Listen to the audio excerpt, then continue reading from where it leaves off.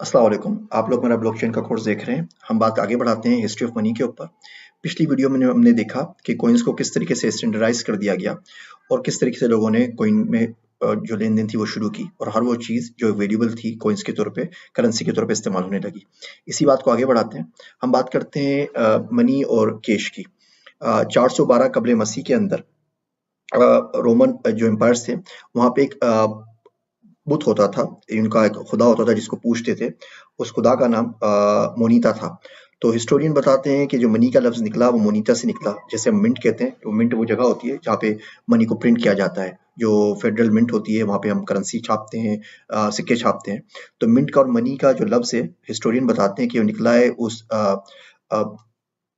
खुदा से, उस बुत से जिसको लोग पूजा करते थे रोमन एम्पायर के अंदर और जिसका नाम मोनीता था।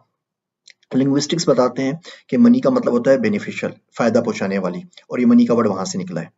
पुर्तगीज जब इंडिया से होते हुए चाइना पहुंचे खरीदारी करने के लिए, तो साउथ इंडियन तमिल लैंग्वेज के अंदर जो कॉइन्स थे, जो सिक्के थे, उसको कहा जाता है कासू। और इसकी वजह से केश का वर्ड हमारी दुनिया में आया, जो हम केश कहते हैं। ये केश जो है ये कासू से निकला है, जो कि तमिल जुबान का वर्ड है और इसका मतलब होता है सिक्के। इधर से केश का वर्ड निकला है। रोमन एम्पायर्स ने उसके बाद लोगों को टैक्स करना शुरू कर दिया। वो फतह करते चले गए, आगे से आगे लोगों के पास चलते चले गए, और जहाँ जाते वो लोगों को टैक्स करते और टैक्स के बदले में उनसे वेल्थ लेते। अब वो कोई भी चीज़ दे सकें, वो नाइफ्स दे सकें, वो खाले दे सकें, वो नमक दे सकें, मवेशी दे सकें, जौ दे सकें, गंदुम दे सकें, चावल दे सकें, कुछ भी हो उनको टैक्स करना शुरू कर देते। वो मज़ीद टैक्स करते, वो और आगे लोगों को जाते और लोगों को दुनिया में फतह करते, और जितने लोग फतह करते रहे उन लोगों से टैक्स लेते रहे।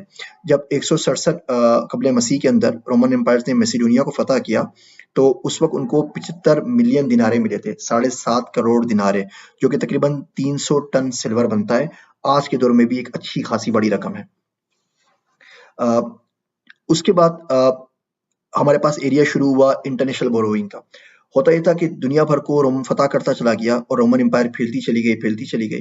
जब ये लोग फैलते ही चले गए, तो दौलत अपने साथ बहुत सारे प्रॉब्लम्स लेके आती है। उसमें एक प्रॉब्लम ग्रीड का भी होता है, एक प्रॉब्लम लग्जरीज का भी होता है, एक प्रॉब्लम अजीब-ओ-गरीब ख्वाहिशात का भी होता है, और रोमन्स ने वही करना शुरू कर दिया।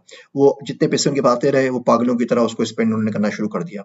वो अफ्रीका से एक्सोटिक बर्ड्स खरीद के ले आते थे, बहुत सारे गुलाम खरीद देते थे, घोड़े खरीदते थे, फर्नीचर खरीदते थे, मिलिट्री के लिए सामान खरीदते थे, मसाला जात खरीदते थे, इंडिया से, चाइना से चीज़ें ले रहे थे, सऊदी अरब से चीज़ें, अरबिया से, जो भी अरबी पेनिनसुला था उस टाइम में, उससे चीज़ें ले रहे थे।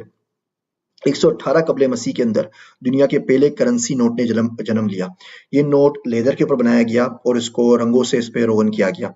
ये 118 कबल मसीह के अंदर दुनिया का पहला करेंसी नोट था। उसके बाद इन नोट को नोट्स ऑफ प्रॉमिस कहा जाने लगा। मिसाल के तौर पे आपको हमने पहले बताया था, किसी वर्शिप के प्लेस पे आप जाते हैं, आप वहाँ से जाके आप उनके पास 10 गंदुम की बोरियाँ रखवा देते हैं। जवाब में वो आपको एक कागज़, एक रसीद लिख के देते हैं, जिसपे लिखा होता है कि जी हम मुतालबे के ऊपर आपको 10 बोरियाँ दे देंगे। जिस तरह गारंटी होती है। अभी भी आप नोट देखें तो नोट पे लिखा होता है हामिले हाज़ा को मुतालबे पर अदा करेगा। इसका मतलब ये होता है ये सिर्फ़ और सिर्फ़ एक रसीद है। आप बैंक में अगर वापस लेकर जाएँगे तो गवर्नमेंट या बैंक इस बात का पाबंद है कि इतनी रकम का सोना या चांदी आपको वापस रिटर्न करे। अब ये दुनिया में नहीं हो रहा, क्यों नहीं हो रहा वो हम इस पे आगे बात करेंगे। लेकिन जो जो नोट था रसीदी, ये यहाँ से शुरू हुआ रोमन एम्पायर से। इसके अलावा बाकी दुनिया अभी तक रोमन एम्पायर, क्योंकि थोड़े-थोड़े हल्की-हल्की करेंसी पे आई थी, बाकी दुनिया के अंदर इसको इतनी ज़्यादा एडॉप्शन नहीं मिली। वो वही दिनार, दरहम, सिक्कों और कॉइन्स के ऊपर काम कर रहे थे। उसके बाद क्या हुआ, रोमन एम्पायर ने एक नई चालाकी की और उन्होंने कॉइन्स को डिबेस कर दिया, जिसको हम डिबेसमेंट ऑफ कॉइन कहते हैं। तो उन्होंने 117 में क्या किया, कबल मसीह के अंदर मजीद फतवात रुक गई, मजीद पैसा ना रुक गया, मजीद टैक्स जमा नहीं हो रहा था, लोगों को फतह नहीं कर रहे थे, उनकी रकम लूट के नहीं आ रहे थे, तो पैसा कम पड़ गया। जैसे मैंने बताया कि अपना पैसा तो वो ऑलरेडी खर्च कर चुके थे एक्सोटिक बर्ड्स मंगवाने के लिए और दुनिया भर से अयाशी की चीज़ें मंगवाने के लिए। अब वो क्या करें, तो उन्होंने क्या किया, उन्होंने करेंसी के अंदर अदो-बदल कर दी। मिसाल के तौर पे अगर एक कॉइन है जिसकी जो वेटेज है वो 10 ग्राम सोना है, तो उन्होंने क्या किया, उसको 9.5 ग्राम सोना कर दिया या 9 ग्राम सोना कर दिया। 1 ग्राम सोना बचा लिया, वैल्यू उसके ऊपर उतनी ही लिखी जो कि 10 ग्राम सोने की होती है, और मार्केट में रिलीज़ कर दिया। जब शॉपकीपर्स को, मार्केट वालों को, साहूकारों को और बिजनेसमैन को पता चला कि उन लोगों ने चालाकी की है, उसी के हिसाब से उन्होंने लोग चीज़ों की प्राइस बढ़ा दी। मिसाल के तौर पे एक कॉइन था पहले जिसकी मालियत 100 रुपए थी और उसमें 100 रुपए का सोना था। अब गवर्नमेंट ने चालाकी ये की कि 100 रुपए का ही वो सिक्का बनाया, लेकिन सोना उसमें 80 रुपए का डाला। तो अब दुकानदारों ने भी क्या किया, दुकानदारों ने भी उसके बाद 100 रुपए की जो चीज़ देते थे वो 80 रुपए की मिकदार में जो चीज़ आती है वो देना शुरू कर दी, और इस तरह मार्केट में इन्फ्लेशन आ गया। और इस तरीके से इन्फ्लेशन के नाम से और डिबेसमेंट के नाम से दुनिया वाकिफ हुई। ये इन्फ्लेशन होती है जिसको मफरात ज़र कहते हैं, कि पैसे वही होते हैं लेकिन उससे चीज़ें आपको कम मिलती हैं, पैसा अपनी वैल्यू खो देता है। ये सारी चीज़ें कबले मसीह से शुरू हो चुकी थी। ये बिल्कुल कोई नया कंसेप्ट नहीं है। यहाँ रोमन एम्पायर्स में काम हो रहा था। दूसरी दुनिया की दूसरी जगह के ऊपर बड़ा इंटरेस्टिंग काम हुआ। एक आयरलैंड था मैक्रोनेशिया के अंदर, वेस्टर्न पैसिफिक के अंदर, उसको कहते थे यप आयरलैंड। वहां पर एक 9,000 पाउंड का, आप समझे 9,000 पाउंड कितना भारी होता है, इतना भारी एक पत्थर था जिसके बीच में सुराख कर दिया गया था। इसको लोग राय स्टोन कहते थे।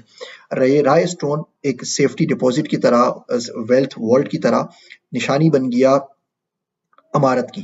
जिसके पास ये होगा उसका मतलब वो गाँव का अमीर तरीन आदमी है। उमूमन गाँव का जो सरदार होता था उसके घर के बाहर इसको रख दिया जाता था।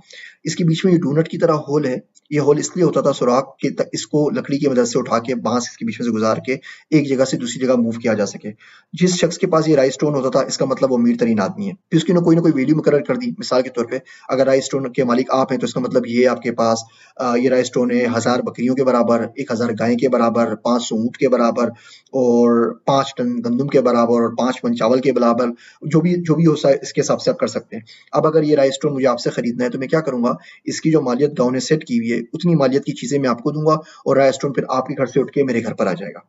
इसको मूव करना मुश्किल था, ये उमूमन एक ही जगह पे रहता था, लेकिन लोगों के जहनों के अंदर इसकी जो मिल्कियत थी वो बदल जाया करती थी। मैं आपको मिसाल देता हूँ घर की। आपके पास एक घर है, अगर आप घर किसी को बेचते हैं तो घर तो फिजिकली उठ के नहीं आता ना। मिसाल के तौर पे आप पाकिस्तान में रहते हैं, बनीगाला में आपका घर है और ये घर आप बेच देते हैं किसी को अमेरिका के अंदर। अब ये तो नहीं होगा ना कि घरों को आप जड़ों से निकालेंगे जमीन से और उसको घर को फिजिकली शिफ्ट कर देंगे अमेरिका के अंदर। होगा ये कि घर अब अपनी जगह पे ही रहेगा, उसकी मिल्कियत बदल जाएगी। पहले वो घर मेरा था, अब वो घर जो नए बंदे ने लिया है वो बंदा वो घर का मालिक वो कहलाएगा। बिल्कुल इसी तरीके से राइस स्टोन क्योंकि इतना भारी होता था, इसको मूव नहीं किया जा सकता था, एक जगह रहता था, इसकी मिल्कियत चेंज हो जाती थी और लोगों के जहन में होती थी। गोरे गांव में अनाउंसमेंट होती थी, सबको पता होता था पहले घर इसका था अब घर इसका है, पहले राइस स्टोन इसका था अब इसका है। मिसाल के तौर पे कोई मुल्क का वजीर आजम बनता है तो अनाउंसमेंट हो जाती है इलेक्शन कमीशन की तरफ से कि मुल्क का वजीर आजम है। उसके पास कोई सर्टिफिकेट तो नहीं होता ना, या ना ही अवाम उसको सर्टिफिकेट देती है, ना जाके कोई उसके ऊपर हाथ के ऊपर भेद करता है। एक अनाउंसमेंट हो गई, सबको पता लग गया कि ये शख्स मुल्क का वजीर आजम है। बिल्कुल इसी तरीके से सबको पता होता था कि ये शख्स जो है ये राय स्टोन का मालिक है और फिर राय स्टोन के हिसाब से डीलिंग होती थी। मजीद अगली वीडियो के अंदर हम राय स्टोन के ऊपर मजीद आगे बात करेंगे। आप सबका शुक्रिया।